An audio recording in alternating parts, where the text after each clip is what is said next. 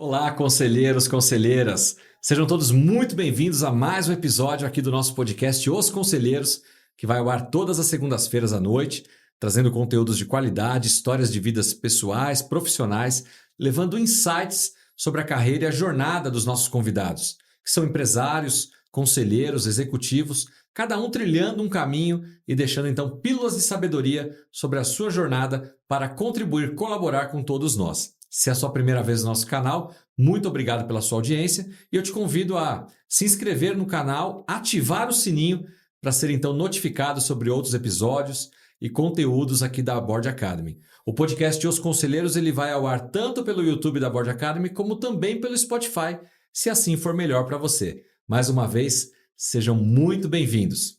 No episódio de hoje, tenho o prazer de conversar com ele que, além de empresário, também é um board member. Fez aqui uma das formações na Board Academy e hoje volta a casa para falar um pouquinho sobre a sua trajetória profissional e também sobre a sua empresa. Nós estamos falando do Flávio Oliveira, ele que é sócio-diretor da PM Análises e ele vai explicar daqui a pouquinho para a gente o que é a PM, né? É uma sigla, o que a PM Análises faz, mas antes disso, seja muito bem-vindo, Flávio, ao nosso podcast. Obrigado, Marcelo. Uma honra estar aqui. Obrigado pelo convite, obrigado pelo espaço e parabéns pelo excelente trabalho de divulgação e de preparação de profissionais para atuar em conselhos, né? Eu me sinto honrado em estar aqui e também agradecido, né? Nós é que agradecemos aí pela sua confiança, né? Em escolher diversas escolas, ter escolhido aqui a Board Academy. Pouco mais de um ano, talvez, atrás, né? Desde que você se formou aqui conosco. A gente vinha conversando um pouquinho antes de irmos ao ar. Quanta coisa mudou em um ano, né? O próprio escritório já está com uma outra cara e número de formações, de programas, mas que bom tê-lo aqui conosco. Flávio, eu costumo dizer o seguinte, né? O pessoal faz tempo que eu não falo isso, hein, pessoal? Eu costumo dizer sobre a questão da foto e do filme, né? Na foto, o Flávio ele é sócio-diretor da PM Análises, mas esse é um status atual, freezing, né? Agora, como que se chegou até isso? Com certeza você não nasceu sócio, fundador dessa empresa, né? Fala um pouquinho para a gente sobre a sua trajetória, a sua carreira. É de São Paulo? De onde você veio? Sua formação, para o pessoal te conhecer um pouco mais. Tá legal. Bom, pensando em filme, esse filme começou preto e branco, mudo, né? Lá atrás, minha vida profissional começou em 1996, quando eu fiz o meu primeiro estágio ainda do curso técnico, não era nem... Estava no segundo grau ainda, não estava formado sequer. E numa indústria automotiva, né, numa empresa de fabricação de artefatos de borracha, autopeças, né, de borracha para a indústria automotiva. E esse o primeiro estágio, o primeiro dia do primeiro estágio já foi na área da gestão. Na época, na gestão da qualidade especificamente, né? Então, a gente já começou naquele frisson ali da... 96 já era a época que se falava muito de ISO já, né? Já tinha ISO. Essa empresa onde eu entrei, a ISO 9001, começou em 1987. Então, quer dizer, já tinha ali... Ela já estava na segunda versão dela. E para as indústrias automotivas, a ISO ela tem um upgrade, ela tem uma norma ainda mais específica, que na época se chamava QS 9000, que era uma norma do setor automotivo, baseado na ISO, que trazia uma série de requisitos adicionais, além daqueles já tradicionais que valem para todas as empresas, né? Então isso foi assim uma sorte, um privilégio ter começado já no olho do furacão. O setor automotivo é extremamente exigente em relação a questões de qualidade. Então, aquilo foi, para mim, uma escola incrível. Eu também tive a sorte de ter contado com um orientador, meu chefe na época, o meu primeiro chefe, Edson Camada. Aliás, faz tempo que eu não tenho contato com ele, gostaria de retomar. Fica aqui o registro, né? Caso alguém conheça o Edson Camada, ou o Edson venha assistir... Tá aí o abraço entre do Flávio, em contato, né? Isso. Espero que eu não esteja devendo nada para ele daquela época, mas entre em contato.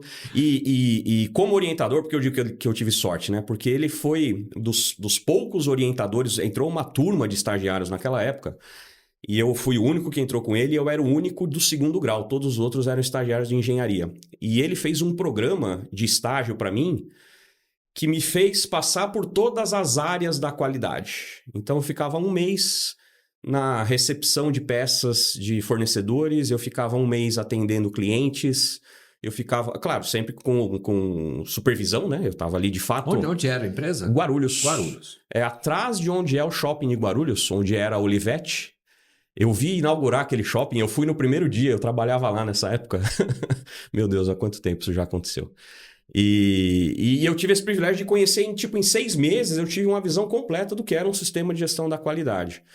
E isso, claro, né, fez com que eu ganhasse oportunidades, né? Inclusive o que me fez deixar de ser estagiário, antes até de terminar o contrato, né, de estágio, foi porque uma das áreas pelas quais eu passei foi a metrologia, que é a área que mede as peças, né, para desenvolvimento de produtos, e lá tinha uma máquina tridimensional, era uma máquina super sofisticada. Na época só tinha 2 no Brasil, aquela era uma delas. E eu aprendi a operar essa máquina de medição junto com o operador que estava lá, que era um analista. E ele saiu da empresa e eu era estagiário e eu era o único dentro da empresa que naquele momento sabia usar aquela máquina de medição. Uma máquina de milhões de dólares na época, né? Tava na mão do estagiário. Olha só. Mas aí isso fez com que se precipitasse, acelerasse o processo de efetivação, e daí eu entrei como na época analista da qualidade, e depois fui passando por outras áreas nessa empresa. Essa experiência profissional galgou o que seria depois da sua formação universitária? Depois eu fiz eu fiz FATEC, né, na universidade, eu fiz a faculdade de tecnologia em processos de produção mecânica, que é justamente onde eu já estava. Eu já tinha feito o curso técnico em mecânica industrial, pela ETESP, né, no Martin Luther King. Então eu já estava meio encaminhado. Meu pai era mecânico, né, de manutenção da Matarazzo, trabalhou 50 anos na mesma empresa, né? O meu irmão também, bem mais velho do que eu, também fez o curso de mecânica, então meio que eu tava já na direção ali, né? Nós tivemos um colega aqui, eu não vou lembrar, Rafa não vai lembrar também, mas nós tivemos um board member aqui que contou a história que o pai dele também trabalhou para os Matarazzo, só que na área de contabilidade, a vida inteira. E por conta da experiência do pai, ele acabou indo para o lado da contabilidade. Mas era também com os Matarazzo, olha só. E interessante que era uma época em que as pessoas ficavam... Ele se aposentou lá, ele trabalhou quase 50 anos direto, só trabalhou lá a vida inteira minha. E eu lembro de infância, assim, das festinhas de fim de ano, de ir até lá, né? Acho que a Matarazzo hoje nem existe mais, né? A família, obviamente, ainda existe, tem posses, mas são Eram as Indústrias Reunidas Francisco Matarazzo. É isso aí. E aí, né, dessa oportunidade eu acabei me efetivando, trabalhando aí com outras coisas, né, também na área da qualidade, mas aí como parte do time de desenvolvimento de novos projetos, a automotiva tem muito de projeto de novas peças, né, novos produtos. Eu trabalhei no projeto 178, que é o projeto que depois virou o Palio, né? Quem está assistindo agora deve estar horrorizado aí com de quão antigo é isso. Eu trabalhei no projeto do Blue Macau, que depois virou Celta, né? Então, enquanto era projeto, tem codinomes, né? Eles não falam o nome que o produto vai ter depois. Isso 96, 97.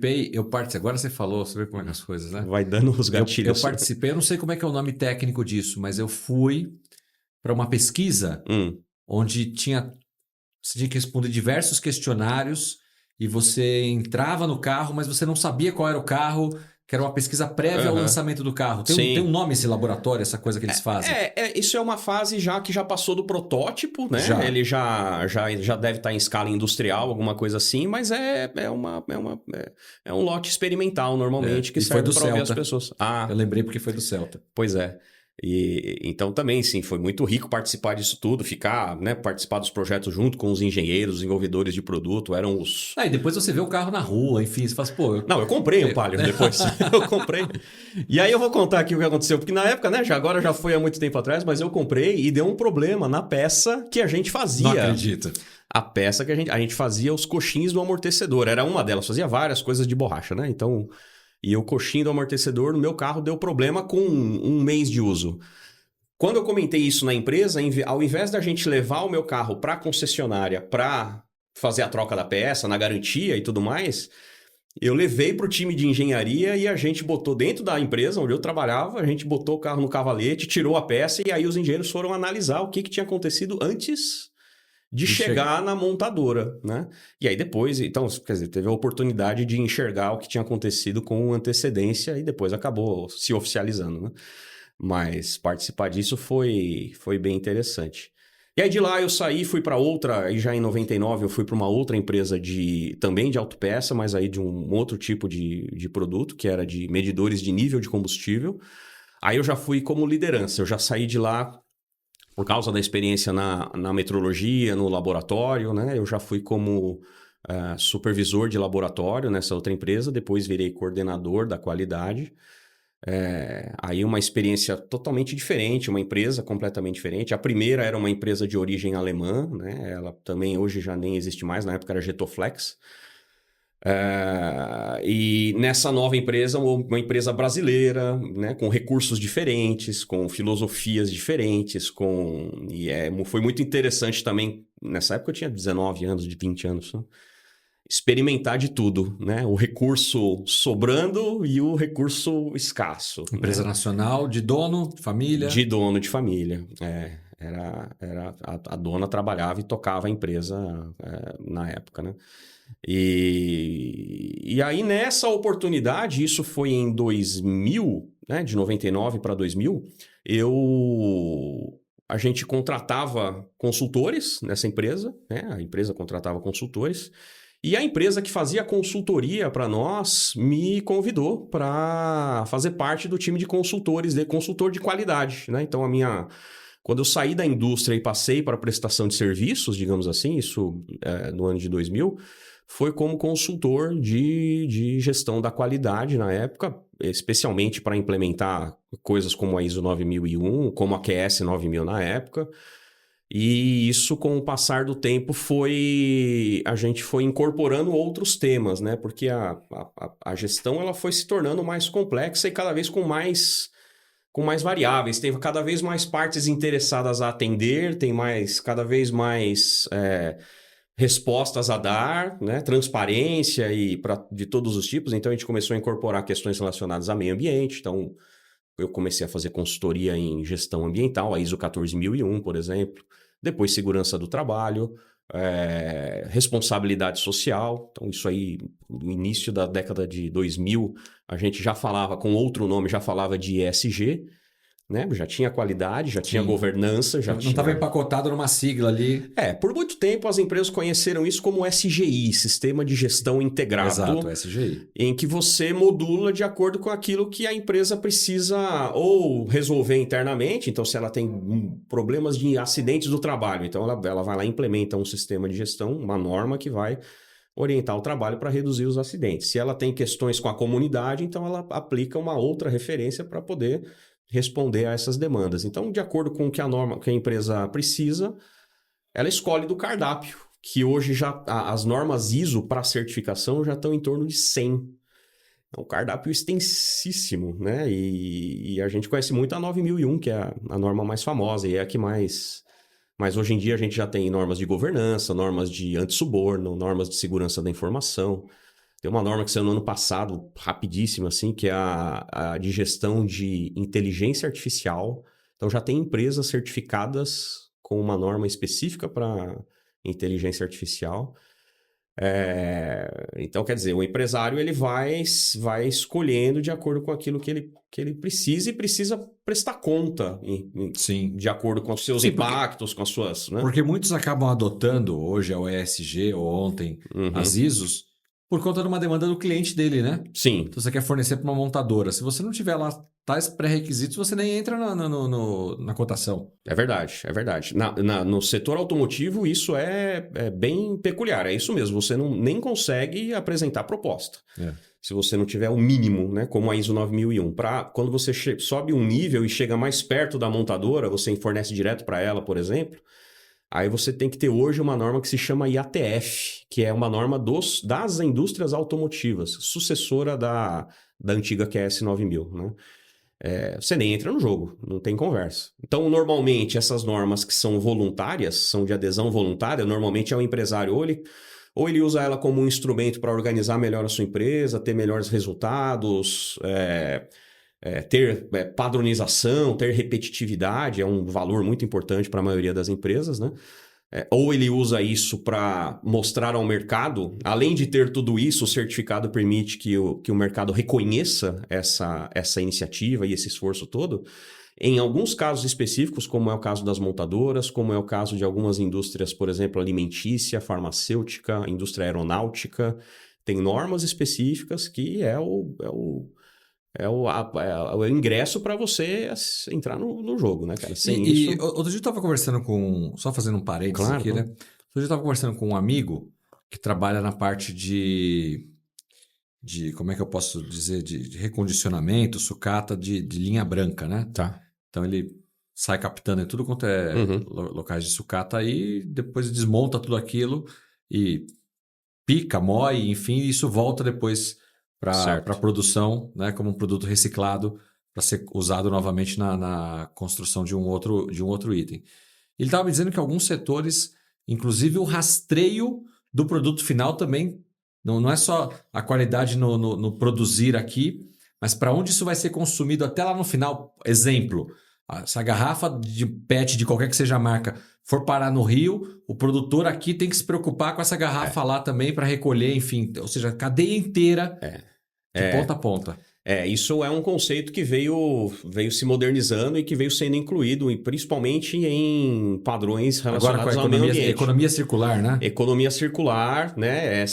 A base é essa, é que você... Em meio ambiente tem um conceito, principalmente relacionado a resíduos, que a gente fala que é do berço ao túmulo. Quer dizer, você é responsável da matéria-prima que você extrai da natureza lá atrás, de onde é que vem a madeira que você usa, de onde vem o minério, a areia, a brita, qual é a origem daquilo, tudo que acontece ao longo do ciclo de vida. Esse nome ciclo de vida aparece nas normas, você tem que se preocupar não só com o que acontece depois que entra na sua empresa e depois que o caminhão vai entregar lá para o seu cliente, mas até o túmulo, quer dizer, o que acontece até o final. Para alguns produtos, isso já tem legislação até mais antiga, por exemplo, pneu é um caso clássico, né?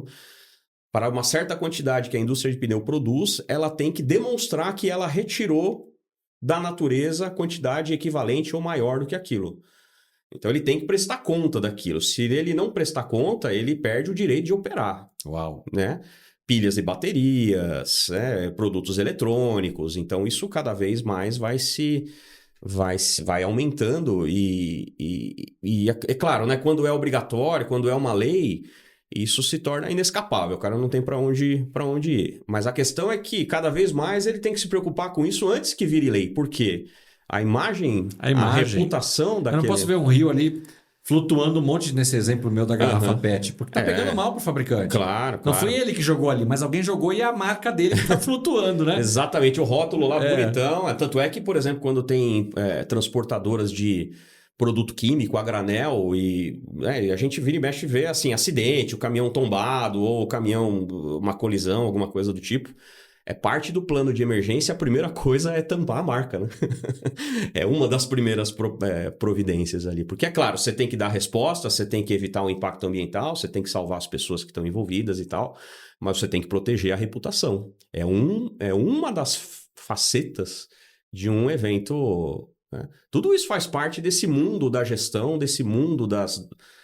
muita gente reduz a simplesmente uma norma, né? Um certificado pendurado na parede. Mas o que está contido nessas normas é o reflexo do que o mercado já vem exigindo. A norma nunca vem antes da preocupação, ela é uma resposta. É né? isso aí. A sociedade, né? Tanto é que inteligência artificial foi muito claro. Nesse caso, a resposta foi muito rápida, porque é um tema relativamente recente. E normalmente as normas demoram mais tempo para serem desenvolvidas. E a ISO 42001, que é a norma de inteligência artificial, saiu ano passado, né? Assim, rapidamente, no meio do... A gente foi até meio surpreendido, assim, a gente que está no meio não estava muito por dentro do que estava acontecendo. Mas ela é uma resposta, então ali não tem nada mirabolante, não tem nada que no passado a gente tinha a imagem de burocracia ou de coisas que não faziam sentido.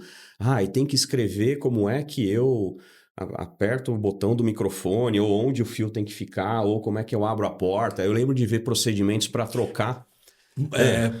Aqui é cor amarela, aqui é não sei o quê, e os fluxos, e pinta aqui disso, e a caixinha daquilo, né? Era muito assim... Você tem coisas relacionadas, por exemplo, tem norma, você mencionou um exemplo em que tem norma de segurança do trabalho que diz qual é a cor da tubulação, porque aquilo envolve um risco. Mas no passado a gente escreveria um procedimento para dizer isso. Mas não, sendo que basta que aquilo esteja na cor correta. Tinha procedimento para substituir galão de água, né? Tinha procedimento para operar a máquina de Xerox, né? Nossa. Isso a gente viu muito, né? E aí o que isso faz? O que isso provocava? Uma ojeriza. As pessoas não acreditavam naquilo porque aquilo tornava a vida deles pior, né? Mais enrolada, mais trabalhosa. E aí a chance de dar errado é enorme. Então até isso a gente foi aprendendo com o passar do tempo e foi amadurecendo na maneira como a gente interpreta, como a gente ajuda as empresas a adotarem e, por exemplo, se certificarem em relação a essas normas todas, né? E me diz uma coisa, então voltando lá na sua carreira, Boa. Você entrou naquela empresa, né? E quanto tempo ficou por ali? Como é que foi? Então, eu fiquei 3 anos na primeira, né? Entrei em 96, saí em 99. Depois eu fiquei um pouquinho menos de um ano nessa segunda, porque já veio uma oportunidade. Que era aquela familiar, né? Exatamente, que também era uma indústria automotiva, né? Do setor automotivo, mas aí apareceu uma oportunidade e eu queria sair de lá, tinha... Né, não deu fit cultural. Exatamente, é uma boa explicação para isso.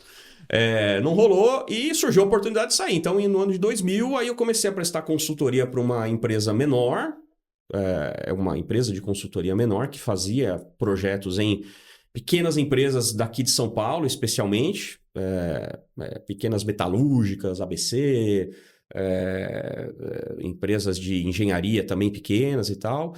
E por conta dessa, mas isso já me abriu muito a mente, porque já foi um modelo diferente de trabalho, inclusive, né? Então, o ano de 2000 foi o meu último registro em carteira, né? Eu tenho 2 registros na minha carteira profissional, porque de lá para cá eu fui autônomo e depois empresário. Na verdade, na época eu já era empresário de mim mesmo, né? Porque vender a si próprio é um desafio enorme e a gente sempre lutou com isso, né?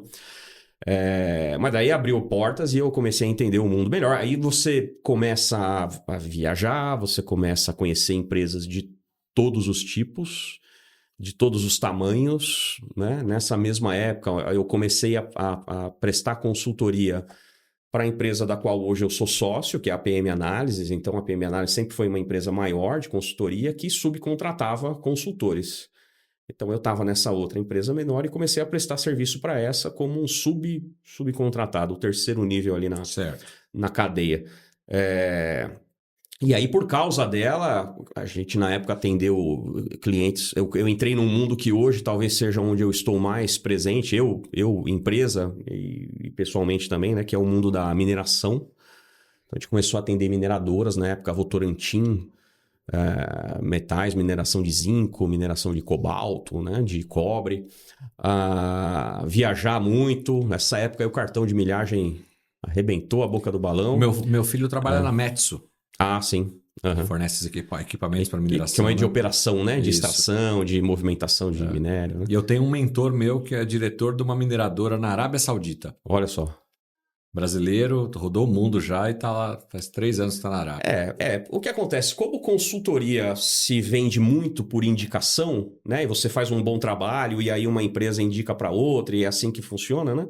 Normalmente, são raras as buscas pelo Google que chegam até nós, né? Assim, e o que acontece, né? O fato de eu ter começado a atuar em mineração me fez com que eu mergulhasse nesse mundo. Então, você se torna especializado e as empresas passam a te conhecer, né? Exatamente. Então, as pessoas saem de uma empresa e vão para outra, elas te levam junto, né? Você vai criando uma reputação. Então, hoje eu já passei por muitas e muitas dessas empresas de todo tipo, mineração de ouro, mineração hoje em dia das terras raras, nióbio. O maior produtor de nióbio do mundo é brasileiro e é nosso cliente lá em Araxá, né? A gente viajou o mundo, por exemplo, nós atendemos a Vale e viajamos e conhecemos e trabalhamos e prestamos consultoria em todas as plantas da Vale no mundo. Na África, Moçambique, Malau e Austrália, Indonésia, Malásia, Canadá, Omã. Então, assim, são oportunidades que vão acrescentando, né? Ampliam essa visão, amplia a questão da multiculturalidade. trabalhar em país muçulmano é diferente de país né, como o nosso. Então, essas coisas vão acrescentando e vão ampliando muito essa visão. Eu, né, aí o que acontece, né? Mas aí você era um consultor. Primeiro quarteirizado, aí aconteceu de virar um consultor direto da PM Análises. Da PM Análises. Isso. Em algum momento algo aconteceu que, toma para dentro, vira sócio, é isso? Em 2007, né, eu era um dos consultores, tinha alguns outros, né? Eu me destaquei na época, assim, ganhei a confiança do pessoal, comecei a fazer um bom trabalho. Tem uma coisa interessante porque um consultor muito jovem para determinadas áreas é um obstáculo a mais, né? Então, você, com 20 anos, dizer como é que um diretor deve fazer análise crítica dos indicadores dele, né, é uma barreira muito grande a se vencer, né? E uma das coisas que eu sempre advoguei, até porque eu era parte interessada nisso, né, é que experiência não tem a ver com anos de rodagem. Muitas vezes você consegue, com alguns exemplos, usar aquilo para poder fornecer uma solução mais interessante. Então, eu acho que isso foi uma das coisas que me fez, na época, ser mais bem visto pelos clientes e, obviamente, pelo que hoje é meu sócio, né, o Richard Chan, que também fez o curso aqui com vocês. Aí ele fez o PFCC online, né, na mesma época em que eu fiz, né, nós fizemos juntos. Ele é 20 anos mais velho do que eu, então ele nesse processo do conselho, ele já está muito maduro para isso, né, já está mais numa fase perfeitamente adequada a ele e tal. Mas aí em 2007 eu fiz a proposta, né? Isso foi uma das coisas também que eu lembro, até hoje ele fala isso para mim, que ele valorizava, né? A coragem, né? Essa história de você, não, vem cá, cara, não falta nada, eu tenho tudo que você precisa, inclusive o dinheiro para comprar a parte, né? Eu estou enfronhado dos negócios, na época eu já vendia, eu já ajudava ele a solucionar problemas nos projetos, eu ajudava a gerenciar outros consultores, outras equipes, então, cara, não falta nada. Não, é isso mesmo, beleza. Então ele concordou, né? E fomos desde 2007, então eu sou sócio dessa empresa, né? E hoje a minha atuação é como CFO e comercial, né? Eu capitaneio essa área, ele está mais CEO, né? Ele toma conta da operação técnica, a parte técnica da empresa. Mas E você parou com as consultorias ou continuou ainda? Eu fui parando, foi muito difícil, muito difícil. Nós somos técnicos, tanto ele quanto eu. Nossa formação, nosso espírito, né? O nosso espírito investigador e solucionador de problemas é de técnico, né? E a gente gosta de estar em campo. Então a gente, por muito tempo, lutou com isso e enquanto isso não era solucionado, a empresa patinou, né? A empresa patinava, porque, cara, é normal, né? Você não consegue... Tá em dois lugares ao mesmo tempo, 2 reuniões. É terrível, né? Então, agora hoje, né? Há alguns poucos anos aí, realmente hoje eu faço muito pouco, quase nada. Eu só faço quando não tem ninguém, ou quando as agendas não permitem, ou quando tem um interesse muito específico em algum cliente em que faz mais sentido estar presente naquele momento. Mas hoje somos inteiramente executivos da empresa. Né? E quais atividades a PM Análises realiza? Então, uma parte desse escopo completo está relacionado às normas. Então, a gente ajuda outras empresas, outros empresários Então, eu sou conselheiro, estou lá apoiando uma empresa no conselho dela, ela não tem nenhuma ISO, quer implementar, eu contrato a sua empresa para dar uma consultoria e ensinar como fazer isso? Exatamente. Uma das coisas é um projeto de implantação de um sistema de gestão baseado em uma ou mais dessas normas. Tá. Então, isso é o principal, é o que a gente faz por mais tempo, a vida toda foi isso, implantar sistemas. E sistemas, nesse caso, eu não sei se está claro para todo mundo que está acompanhando, né? Não é necessariamente um software, né? Um sistema não é um programa de computador. A gente até tem um programa que ajuda, como parte da solução completa, de implantar um sistema que é um conjunto de atividades, né? Um sistema são procedimentos, práticas, né? Tudo aquilo como a empresa funciona. Então, implementar é uma coisa, é o nosso, digamos assim, nosso carro-chefe. A gente faz serviços isolados em relação a isso e que fazem parte desse projeto, que é, por exemplo, auditorias. Então, nós fazemos auditorias baseadas em diversas leis, normas e aspectos da gestão também. Aliás, aqui no board eu faço parte hoje da comissão de jurídica, auditoria e riscos, né? Legal. Porque eu não sou advogado, então o jurídico, na verdade, é onde eu menos contribuo ali, mas eu sou formado como auditor, todos os membros da minha empresa fazem parte, são auditores formados. E eu, com o passar desse tempo todo, acabei me especializando também em gestão de riscos, né? Então, riscos é o meu tema, né? Assim, é aquilo que eu estudei desde o início. O primeiro dia do estágio na automotiva já existe uma disciplina de risco muito importante, que é você tentar antecipar o que pode dar errado no produto, na peça que vai ser... A gente fazia mangueira de freio, então a gestão de riscos sobre os impactos de um mau produto é essencial e fazem parte daqueles requisitos todos. Então, desses quase 30 anos aí de atuação, gestão de risco me acompanhou o tempo todo. Com palestras, com auditorias, com consultoria para implantação de sistemas de gestão de risco. Tem norma para isso também, né? Um empresário provavelmente conhece, nesse âmbito do risco, conhece o COSO ERM, que é bem famoso, mas está muito voltado para governança, né? Para as questões de riscos de compliance, normalmente, riscos financeiros. Tem norma ISO para gestão de risco, que se complementa em relação ao COSO, que é a ISO 31000, que estabelece uma metodologia, né? Então, eu, por exemplo, também faço parte de comissão. Hoje eu não sou atuante como membro de conselho, mas eu sou atuante como membro de comissões relacionadas a conselhos de algumas empresas. Eu queria pegar um gancho nisso para te fazer uma pergunta. Joia. Nós temos uma estatística aqui na Board Academy, dentro dos nossos board members, dos alunos, que 14% dos nossos alunos, quem chega na Board Academy, né, que aqui nós chamamos de board members, são empresários. Certo. Você é um empresário, Sim. Um sócio de uma empresa, e veio para a Board Academy. O que te motivou a procurar a Board Academy e procurar uma formação como conselheiro? Mais de uma coisa, né? Mais de um motivo. Um primeiro motivo é aumentar o repertório meu e da empresa da qual faço parte em relação ao produto que a gente entrega. Por conta de algumas das coisas que a gente já faz, da consultoria que a gente já presta, a gente já ajuda empresas a implementarem conselhos consultivos. Por exemplo, tem uma norma chamada ISO 37001, que fala de antissuborno, compliance, Sim. Compliance, né? Em que ela pede uma estrutura de uma comissão deliberativa que avalia os...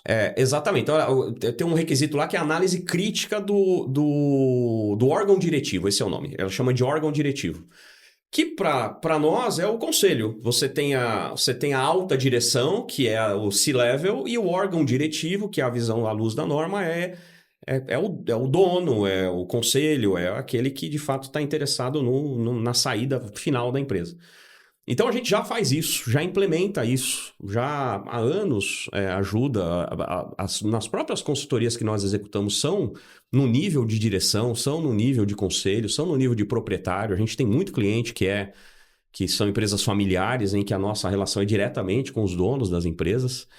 Então uma das coisas que nos ajudou é sofisticar esse produto, organizar melhor, entender melhor as etapas e fornecer um produto melhor na consultoria. Isso é uma coisa que já de cara foi o que a gente buscou essencialmente, né?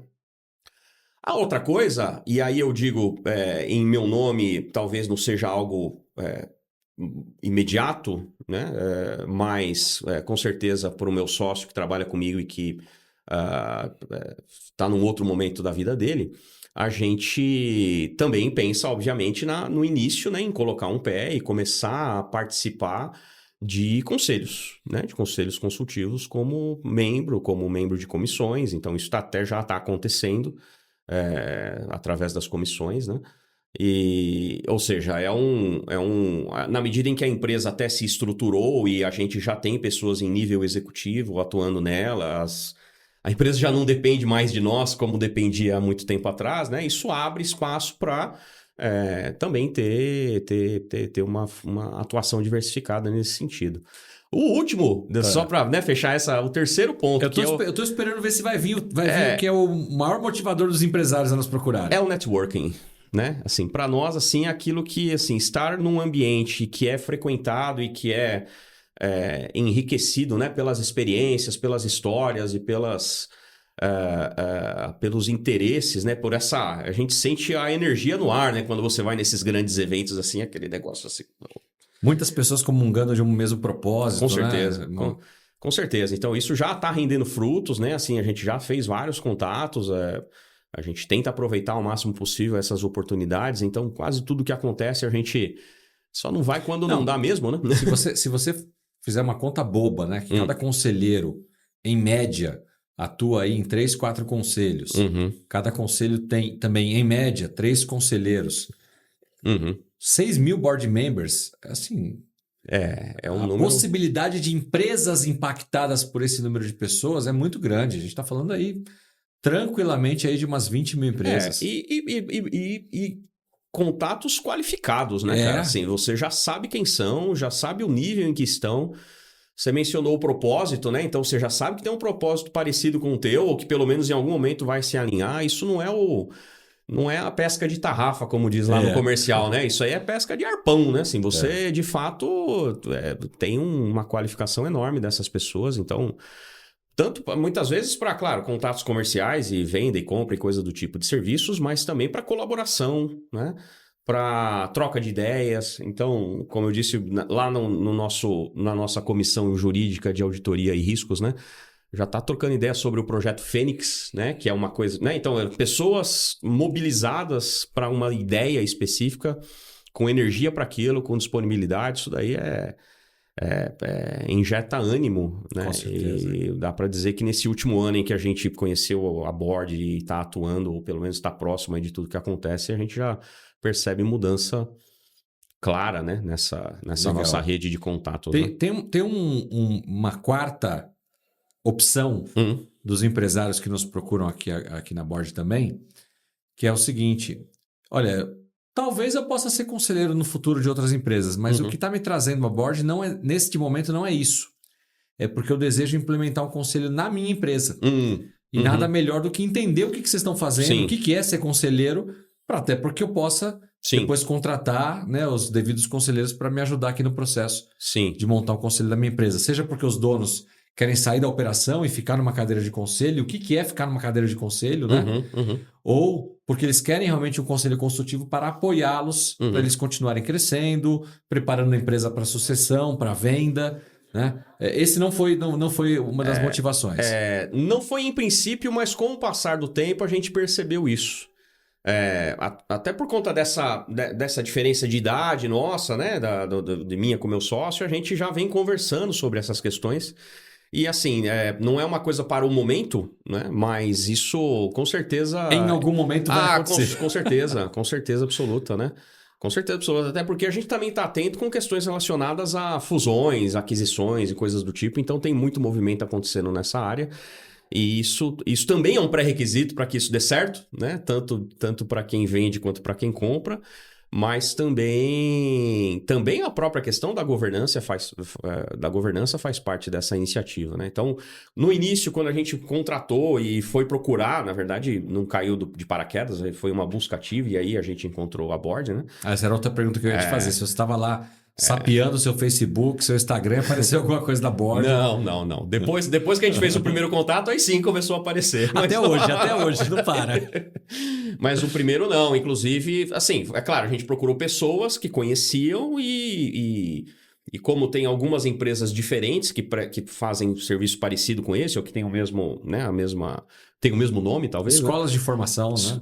Sim, a gente conversou e chegou à conclusão pela board justamente por esse aspecto mais dinâmico, mais provocador, mais com maior movimento e que valoriza, como eu te disse, um dos aspectos mais importantes para nós, que é conhecer gente, né? Que é estar envolvido com gente que tem tá no mesmo direcionamento. Então, eu costumo dizer, e aí, você board member, eu sei que tem muitos board members aqui, alunos da Board Academy nos escutando também, além de empresários, executivos interessados talvez em se tornarem conselheiros, mas esse recadinho vai especialmente para os nossos board members aqui, né?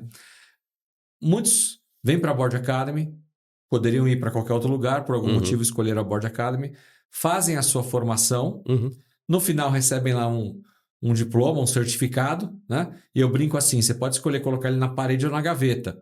Mas se não aproveitar do networking, né? Se não der visibilidade a essa sua formação, Claro. vai ser mais um curso, um programa que você fez Claro, e que não te levou a lugar nenhum. Então, aproveitar desse ecossistema, 6 mil board members, mais de 20 mil empresas aí que podem ser conectadas através desses board members, falando só de Brasil, porque também nós temos a parceria com a Board Partners da Alemanha e junto com ela formamos 15 países com mais de 20 mil board members. Uau. Aí você já extrapola, você já está chegando aí pelo menos a uns 60 mil empresas fácil, de forma global em 15 países, né? Então, tem que ter uma proatividade do lado do aluno de buscar esse jogo. E a gente percebe nitidamente aqui nas turmas, né?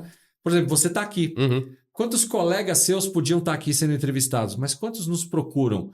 Olha, eu estou aqui à disposição. Se tiver oportunidade, eu gostaria, né? Sim. Então, 20%? Não sei. Parece aquela... Qual é? Pareto, né? É, o Pareto. 20-80, 20-80. né? É assim. E eu acho que 20 é muito, não é? Não, com certeza, a iniciativa é tudo. Eu acho que tem uma, né, por exemplo, a exposição ela vem com uma consequência que você precisa estar preparado para isso e precisa também saber, assim, estar à vontade, né? Então, acho que tem um pouco aí de timidez, né? Deve ter questões envolvidas com isso, assim. Não é fácil, não, né? Também não é fácil, né, Marcelo, você chegar num ambiente assim que tem... Por exemplo, quando tem esses Board Day ou os Board Summit, que tem ali milhares de pessoas, né? Subir no palco ali, né? E você ali e tal, você tem que... E muitas vezes a gente faz... Isso também é preparação, né? É preparação. Isso também o primeiro podcast que eu fiz, a primeira entrevista que eu dei e tal, foi terrível, né? Então você vai... né? E mais um insight que você está trazendo aqui, que é o seguinte... A gente se prepara uma vida inteira de forma técnica. Sim. Somos muito bons tecnicamente naquilo que a gente estudou e trabalhou. Sim. Mas hoje, nessa altura da nossa jornada, carreira de conselheiro, o técnico nos trouxe até aqui. Mas o que vai nos colocar nas posições de conselho não é o nosso técnico. É isso. É o networking, é a visibilidade, a autoridade, é o poder de comunicação, de influência, de persuasão. Então, as soft skills, né? Soft skills, exato. Se eu não tenho, eu vou ter que buscar esse aprimoramento. Exato. Em qual área não é a minha área de predileção. Eu sou um cara de finanças. Cara, mas eu não posso falar só de finanças. Eu tenho que saber falar de um problema de mapeamento de risco, um problema ambiental, um problema do RH, né? Ampliar a caixa de ferramenta, o repertório. É isso, né? E é claro que tem gente que vai ser feliz sendo o cara de finanças, ou o cara da contabilidade, ou o analista de laboratório, que talvez, né, tenha a sua... Claro, né? Cada um tem a sua praia, né? Claro. Você sente à vontade com aquilo que faz bem e que é muito bom e tudo mais, né? Mas, com certeza, no mundo empresarial, né? Se você quer que tua empresa ou que o teu negócio vá adiante, alguém vai ter que fazer o trabalho pesado, esse trabalho de garimpar, de conhecer... eu acho legal mencionar que, assim, hoje um caminho legal para isso, claro, né? Board Academy é uma delas, e especificamente nesse aspecto da academia e da formação, que traz junto o networking, mas ela não é uma empresa de networking, né? Não, tem grupos específicos para isso, né? Então, já falaram que nós somos uma empresa de eventos, de tanto evento que a gente tem. A gente fala assim, não, o evento é consequência, nós somos uma empresa de educação. Eu achei que fosse uma editora, né? Não é uma editora? Também é. Tô falando porque eu também participei do volume 6 dos conselheiros, né? Mas assim, por exemplo, você tem grupos específicos que até é legal para o pessoal que talvez não conheça ou que nunca tenha ouvido falar, né? Você tem grupos como o BNI, né? Você tem grupos como o LEAD, você tem o Rumo, quer dizer, você tem várias iniciativas, líderes do futuro, né? Assim, C12. Então, ou seja, tem muitos grupos em que o propósito é juntar pessoas... empresários normalmente, tomadores de decisão, influenciadores, em alguns casos políticos, né? Eu tive num evento quinta-feira passada, eu sou de Santo André e teve um evento lá do LEAD, né? E, cara, é prefeito, é vereador, é secretário, eu conheci o secretário de obra de Mauá, né? E do lado o empresário, o dono da empreiteira, o dono da incorporadora, o cara da empresa de ônibus. Então, quer dizer, você precisa... estar presente para ver e para ser visto, né? Inclusive, eu não sei se você sabe, fica aqui o convite. Nós temos, além da Board Academy, o nosso ecossistema é formado por 7 empresas. Dentre elas, nós temos o IBREM. O IBREM é o Instituto Brasileiro de Desenvolvimento Empresarial, do qual o nosso querido Rogério Rego é o CEO hoje do IBREM, faz parte do nosso grupo. E o IBRAM, ele é o que a Board Academy é para o executivo em formação de conselheiro. O IBRAM, ele é para o empresário. Ele visa gerar um clube de negócios entre empresários, educar esse empresário e preparar os seus sucessores. Né? Então, ali também você vai encontrar outros empresários para networking qualificado, né? E para formação. Então, depois, não só você, como quem está nos assistindo aqui, empresário, quer saber um pouquinho mais, procura aqui a Board Academy, nosso pessoal, para entrar em contato com o nosso time do IBRAM. E aí, de repente, você pode fazer parte desse clube também. Enquanto você falava, você me acendeu um outro gatilho sobre essa história, né? E, na verdade, conversando, né? Sobre as pessoas serem especialistas, ou serem muito técnicas, ou serem muito comerciais. Tem gente que é o contrário, né, Marcelo? Que é só comercial, né? É só articulação e simpatia e aquela, né? Então, na verdade, me parece que o conselho é uma grande alternativa para solucionar esse problema, porque você, quando estabelece um conselho que, por definição, precisa ser multidisciplinar, né? Aliás, ele se torna mais relevante quanto mais diverso ele for em todos os aspectos, né? De idade, de pontos de vista, de experiências e tudo mais. Você escapa dessa monotonia de ideias, né, cara? Não, o conselho é um órgão colegiado formado por pessoas que têm o mesmo propósito, porém backgrounds, experiências diferentes, para que juntos se complementem e possam, enquanto conselho, serem fortes para apoiar o empresário, né? Certo, né? Então, acho que é uma boa alternativa, até, mais uma vez, né? A gente atuando com os nossos clientes, com as nossas empresas, alguns deles já têm essa estrutura formada de conselho e outros não. Muitos porque não entendem ainda como funciona, né? Nosso papel também é levar a palavra, né? É catequizar nesse sentido. Evangelizar, né? É isso aí. Levar essa visão, né, dos benefícios, né? Ou seja, essa versatilidade, essa multivisão de um conselho formado com essa pluralidade traz, né? O que isso traz de bom para o tomador de decisão. Uma barreira que a gente encontra, que a gente percebe, muitos empresários com os quais eu falo, né? Eles têm medo de perder autonomia com o conselho, né? Eles acham que ele não vai mais ser o dono da empresa. Eu brinco que eles assistiram aquele filme da Apple, em que o Steve Jobs é demitido pelo conselho. E aí ficou aquilo travado. Eu vou montar um conselho aqui, os caras vão me tirar. Mas aí tem que explicar a diferença de um conselho de administração para um conselho consultivo. Exato. O de administração representa acionistas, são empresas que estão na bolsa. Sim. E eles definem quem será o CEO da empresa. Naquele caso, no filme, né, e na vida real, o Steve Jobs era um dos acionistas, mas também sentava no chapéu de CEO. Então, o Conselho de Administração destituiu ele de ser CEO da empresa da qual ele era acionista. Então, isso perfeitamente pode acontecer. Numa empresa que tem um dono, uma família, enfim, que instaura um conselho consultivo, esse conselho não tem poder. Sim. Esse conselho é contratado para apoiar esse empresário. Então, foi muito bom você trazer isso aqui à tona, porque às vezes o empresário está nos assistindo aqui e está com essa dúvida, né? Mas um conselho, os caras vão vir mandar em mim. Não. O conselho vai apenas te apoiar, te suportar. Na verdade, te fazer pensar através de perguntas, analogias, o que os conselheiros estão trazendo do mercado para ajudar a sua empresa. Sim, Vocês já fazem isso na empresa de vocês também. Com certeza. Com outro nome, com outra atividade, mas... E eu costumo dizer, né? Que seja um consultor, um mentor, um coach ou conselheiro, nós estamos ali num papel de educadores para ajudar os empresários. Perfeito, perfeito. E a gente tanto valoriza isso que nós, uma empresa de consultoria, contratamos consultores. Né? Porque a gente entende que, claro, cada um tem a sua expertise e a gente quer ter pontos de vista diferentes, mas a gente quer também ter a visão isenta, independente.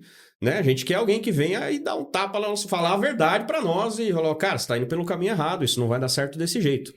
Mas no final das contas sou eu que assino o cheque no fim, sou eu que assino o contrato, sou eu que aprovo o boleto do banco. Então, a liberdade continua existindo, mas você passa a ter alguém com quem dividir as questões mais relevantes, né? Você começa a ter alguém com quem compartilhar visões. Então, a gente só vê benefícios, né? Às vezes com um nome diferente, às vezes não é um conselho, às vezes é um advisor, alguma coisa Tudo depende do estágio, do momento da empresa, né? Isso é outra coisa interessante. Uma empresa não tem conselho. Do nada ela vai contratar 3 pessoas, montar lá um conselho e investir X reais por mês.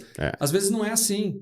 Vai começar com um consultor, vai começar com um advisor, um mentor, e o negócio vai caminhando e o nível de maturidade do empresário, né? ele vai entendendo que aquilo faz sentido até de fato efetivamente instaurar ali um conselho. É isso. Isso leva tempo. É isso, né? E aí acaba a gente, né, por exemplo, nessas comissões que eu te disse, das quais eu participo, nessas outras empresas, a gente vai tratando justamente dessas... quando o empresário ele sente a dor em um órgão específico, né? Por exemplo, eu te disse que a minha especialidade é tratar de riscos, né? Então, eu faço parte de gestão de uma comissão de riscos de uma empresa. Porque ele é a única comissão que ele tem, além do conselho que tem instituído, porque é onde ele está com um problema de visão, um problema de saber para onde ir, um problema de perspectiva de futuro, né? Então, aí chamou a gente, está ajudando a estruturar, né? Tem uma outra empresa, que aí é uma empresa de certificação, em que eu faço parte da comissão de transparência, né? É um tema... Normalmente a gente ouve falar de auditoria, comissão de finanças, né? Comitê de riscos e tal, e é um comitê de transparência. Por quê? Como certificadora, o que esse cara tem para vender é credibilidade. Com certeza. E isenção, e independência. Então ele precisa ter um mecanismo que garanta internamente que aquilo funciona e demonstre aos stakeholders dele, que são as empresas que contratam, que são órgãos controladores, né? Que o que ele faz é isento e é transparente. Então, a gente trabalha nisso. Então, quer dizer, né, o conselho, muitas vezes, ele tem um pouco essa visão etérea, ou a gente tem a impressão de que ele trata de tudo e não trata de nada ao mesmo tempo, mas através dessas comissões específicas e do tiro direcionado ali para aquilo que você procura, ele passa a ser muito objetivo e ajuda. É um acelerador. Com certeza, né? Legal. E me diz uma coisa, Flávio, agora caminhando aqui estamos quase uma hora conversando já. Quais próximos passos do Flávio, da PM Análises? O que vocês estão planejando aí para os próximos anos? Bom, a gente vem num crescimento, né? Há alguns anos. Bom, primeiro que assim, uma empresa de consultoria que era pequena, hoje é uma média empresa, né? Que passou desde 1997 por Lehman Brothers, que passou por crise brasileira em 2014, 2015, que passou por pandemia, que passou, né? Já é um grande indicador estarmos vivos até hoje e com os nossos valores intactos, né? Porque já teve também muita oportunidade no meio do caminho de mudar de ramo completamente e a gente continua firme no nosso propósito. Então, vimos crescendo, né? Assim, hoje em dia, o nosso portfólio, a lista de produtos que a gente executa já é bem mais ampla do que foi. Era só implantação de sistemas. Hoje a gente tem software, hoje a gente tem treinamentos EAD, hoje a gente tem terceirização de mão de obra em alguns casos específicos, algumas empresas específicas. A gente tem consultores espalhados pelo Brasil. Então, a gente vem nesse crescimento orgânico. Esse seu mercado funciona por fusões, aquisições? Não é uma prática? Não necessariamente, né? Assim, o que acontece? A gente faz parte dessas mudanças todas, né? Então, eu te mencionei o mercado de mineração, né? Tem muitas empresas que passaram por fusões, foram compradas, muitas vezes trocam de donos, né? Tem muito investimento externo em mineradora, né? Assim, especialmente em alguns países, por exemplo, Canadá, tem muita empresa de mineração no Brasil, né? Grandes grupos. E toda vez que tem uma mudança, que tem uma transição, a gente acaba está nos dois grupos, né? Naquele que vendeu, naquele que comprou, coincidência já é cliente nosso e tal. Então a gente ajuda muito. Parte do que a gente faz é participar da gestão das mudanças dessas empresas, né? Desses nossos clientes. E nós estamos nesse olho do furacão junto com eles. É parte do que nós fazemos ajudar ele nessa transição, nesse processo. O nosso propósito declarado, o motivo da gente existir é dar transparência das informações para os empresários tomarem decisões com maior chance de acertar. É para isso que a gente serve, né? Então, assim, se a gente pensar no conselho consultivo, que é, né? Como a gente estudou muito, né? É fazer as perguntas certas, né? É abrir os caminhos, é dar opções para que a decisão final seja do gestor. É muito parecido com a consultoria. É o que a gente faz. A gente não obriga ninguém a fazer nada, nem tem força para isso. Mas quando eu faço uma auditoria, eu estou dizendo, olha, cara, isso aqui que você está fazendo vai ter tais e tais implicações, né? Você pode ter uma lei não atendida, você pode ter um acidente do trabalho, você pode ter um impacto na sua reputação. A gestão de risco é totalmente isso, né? Alertar antes que as coisas aconteçam, e aí a decisão cabe a ele. Então, nesse processo todo, a gente está de mão dadas aí, a gente tenta ter uma atuação mais do que apenas dizer o que é certo e o que é errado, mas um ombro amigo, né? A gente divide as dores com o cliente, a gente tem um par de braços a mais, então muitas vezes a gente ajuda a construir, a gente põe o pé na lama, né? Vai para dentro da mina subterrânea, vai para a floresta de eucalipto, a gente... ainda sente muita paixão pela execução em campo, né? E acho que o caminho é esse, né? Legal.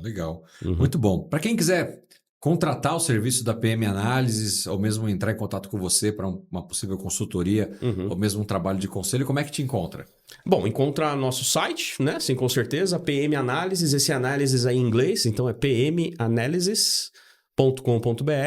PM é uma sigla? É uma sigla. PM Analysis significa, quando o nome foi criado, é Pro Management Analysis. Então, a ideia é de uma análise pró-gestão. Ok. Sempre foi a ideia de que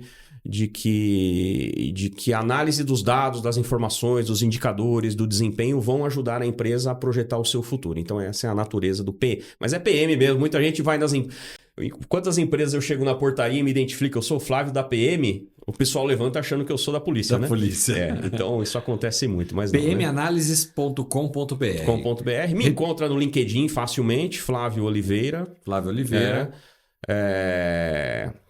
O meu e-mail também tá fácil, flavio.oliveira@pmanalysis.com. A PM Análises está nas redes sociais ou o seu mercado não... A gente está no LinkedIn e no Instagram, principalmente. Tá. Né? Instagram tem dicas, movimento. Recomendações. A gente tem um podcast também que acontece mensalmente, basicamente. Né? A gente tem inclusive saiu uma semana passada, em que a gente traz empresários, clientes nossos, né?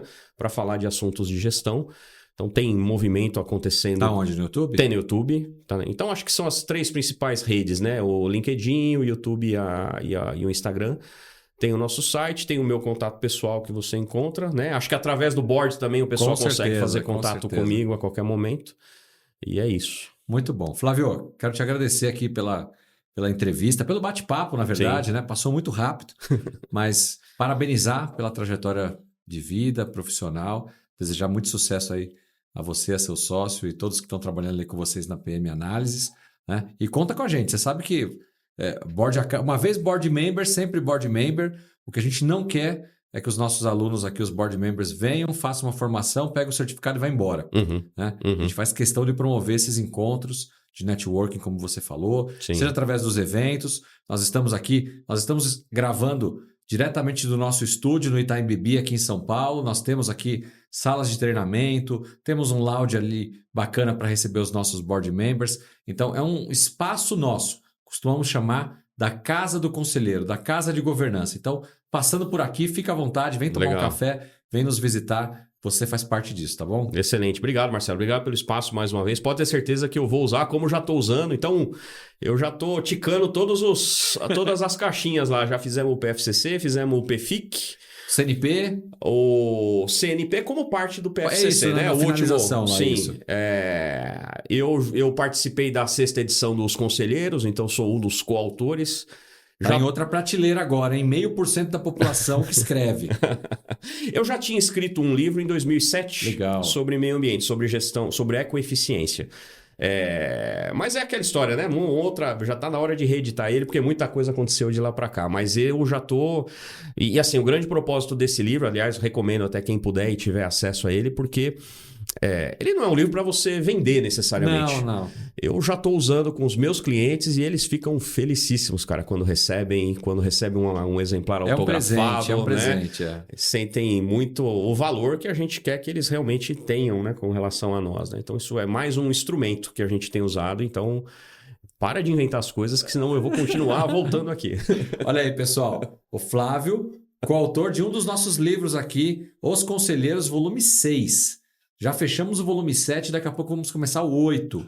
Né? Além de outros livros que nós temos aqui dentro da Board Academy também em coautoria para justamente levar a história de vida pessoal, profissional dos nossos board members com insights valiosos para ajudar o nosso público final, que são os empresários. Então, você é board member, não escreveu o seu capítulo ainda, está esperando o quê? Gerar autoridade, visibilidade. Você viu o insight do Flávio aqui? Os meus livros eu não vou vender, não é para ganhar dinheiro, mas eu vou presentear o empresário. Esse empresário fica feliz, grato. Lei da reciprocidade. É um novo cartão de visitas, uma nova forma de você fazer approach ali, né? Com o empresário e abrir o tema de uma consultoria, de um conselho, e falar de governança. Você entrega conteúdo, entrega valor. Né? Ele tem quantas ali? No nosso caso, são 29 histórias. Com certeza, muita coisa para aprender através dos insights. Muito bem, Flávio. Mais uma vez, muito obrigado por estar conosco aqui no nosso podcast. Espero vê-lo mais vezes aqui dentro da Board Academy. Maravilha, eu que agradeço, Marcelo. Obrigado. E a vocês que nos acompanharam até agora, muito obrigado pela sua audiência. Mais uma vez, se é a sua primeira vez no nosso canal, te convido a fazer a inscrição, ativar o sininho para que você seja então notificado sobre novos episódios e outros conteúdos aqui da Board Academy, no YouTube, no Spotify e em todas as redes sociais. Muito obrigado e até mais, pessoal!